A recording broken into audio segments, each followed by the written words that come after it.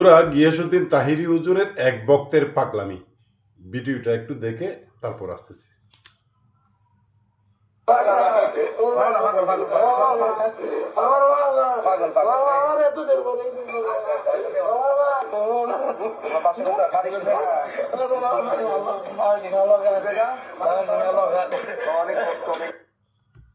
বন্ধুরা, বলছিলাম গিয়াসউদ্দিন তাহিরি হুজুরের কথা।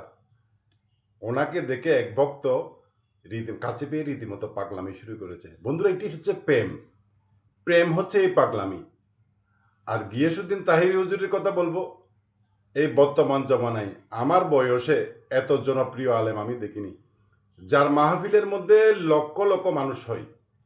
বড় রাজনৈতিক দলগুলোতে যেখানে প্রচার প্রচারণা করে গাড়ি ভাড়া দিয়ে মানুষ আনতে পারে না, সেখানে তাহিরি হুজুর কোনো ওয়াজ মাহফিলে, মিলাদ মাহফিলে আসছে শুনলেই সেখানে প্রশাসন এখানে কন্ট্রোল করতে পারেন, রীতিমতো হিমশিম খেয়ে যায়।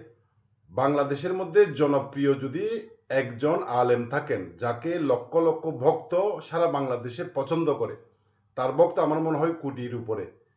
এই তাহিরি হুজুর হচ্ছে বর্তমানে আহলে সুন্নাত ওয়াল জামাতের একজন মাত্র প্রেমিক, আশেক রসুল।